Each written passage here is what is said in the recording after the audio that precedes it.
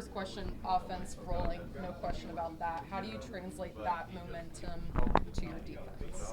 Well, we played a tough opponent. It's like I said up there with Odessa. I knew that they were going to score a lot of points just because there's a big difference, like I said, in the levels of play there. But one of the things we did, we switched from man early on in the game to zone, and we got stops. And I shouldn't have asked our guys to do something different than what they've done in the past, which we're a really good zone team, and so we switched the coverage. But we should have stayed with what we do well. And looking back, we should have went to it earlier. And our defense is fine. We played great defense all year, except we gave up points in that game just because they were really good.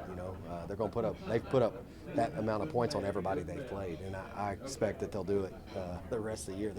They're one of the best teams offensively we've seen other than Choctaw, and so they're a talented group. So our defense is good. They're just really talented. All right. And then, like we said earlier off camera, Adidas is coming. I mean, what is that like for your kids? I know they have to be excited. Coaching staff, too, even. Oh, yeah. We wear Adidas, so our kids will be excited to see the people behind the operations, and so they're fired up for tomorrow. And so, we can't say enough good things about what Adidas is doing for not only us, but for Texas Tech with Coach McGuire and those guys and Pat Mahomes. So we're appreciative of what Adidas is doing for our community. You've opened up the season with 4 really tough teams. Odessa, just a back-and-forth battle. How do you think these games like Wiley and Odessa kind of help the team, showing them, like, hey, we're in this all the way through? Yeah, like I said earlier, we're 9 points away from being 3-1. We're playing the best football that we've played since I've been here. We got a great team. We just got to close it out at the end. And it's like I said, it's fine details. So as this week progressed, as coaches and players, we all talked about, our weaknesses. And every player has a weakness, every coach has a weakness, and you've got to attack those weaknesses to get over that hump. There's a fine line, like I said, between winning and losing. So you have to make sure you're looking for those little things that you can get better at. And then you kind of mentioned Odessa, like their offense, they're just putting up so many points. But y'all's offense really shined. What are you wanting to see from your defense this week to kind of stop that Randall team? Well, basically, Amarillo High, they got tight ends, and they run the ball effectively. They run buck sweep. They run bootleg, sprint out. We're going to have to do a great job at stopping their run because that's what they want to start with.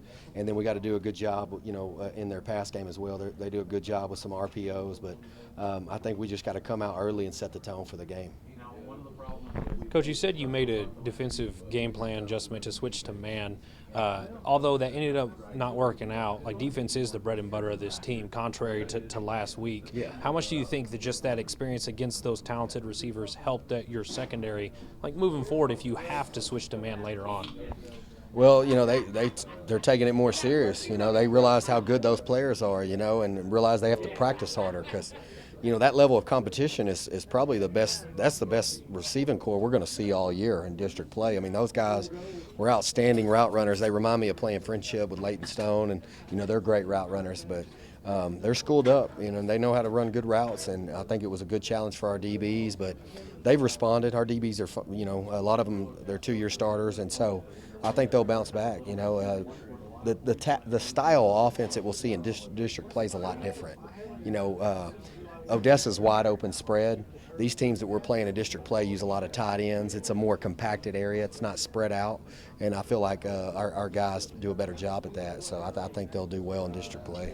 And that leads into my next question. Amarillo High really is a run team at heart that basically pops a big play with the play action or something like that. What's the message to the D-line and linebackers, knowing that you're going to have multiple looks and multiple blockers coming at them? Well, you know what Amarillo High does? It's really good. They get your eyes going one way and come back the other.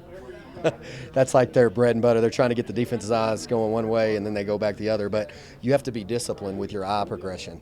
As a secondary player, as a linebacker, your eye progression is everything with them. You have to have your eyes on your keys. And if you look in the backfield, they will trick you. And so you have to have a lot of eye discipline this week. And then earlier you mentioned that if this was the year to beat Amarillo High, it would be this year. What has the message been to the team to just kind of reinforce that to them, like, hey, we can beat them this year? The message has been this: you have to believe.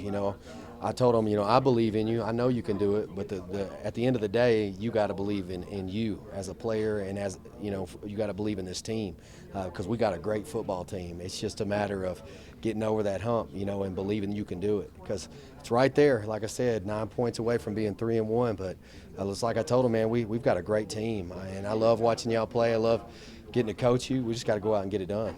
Do you think it's a confidence thing for the kids, maybe, in getting over that? I don't think it's so much that. Our kids are very confident football players. That's why they're putting up such big numbers. I think it's more of just paying attention to the small things. We get a little lax sometimes, and we let those details go. We just gotta have laser focus and focus in on the details, especially at the end of the game. In the fourth quarter, like I said, when they got the 2 point, they dropped the extra point, ran around the edge. We had a player that wasn't even focused on the play. I mean, that's one of the most important plays. But in his mind, he thought that the play wasn't as important. But see, that's the kind of details that I'm talking about. Everything you do in that fourth quarter within the last 3 minutes, it counts. Every little thing matters. So I challenged him as a player. When we get within 3 minutes of the game, for example, one of the things that we did this week, we gave him a scenario, a team situation. Okay, there's 1:45 on the clock. There's one timeout. Offense is down by 4. The winning team doesn't have to run, because what we're trying to incorporate there is finishing. And if you don't finish, you lose. There's a winner and loser. There's a competitive spirit there. So we're trying to basically give them the same thing that they've been seeing in the game. So. Perfect. Thanks, Coach. Appreciate it.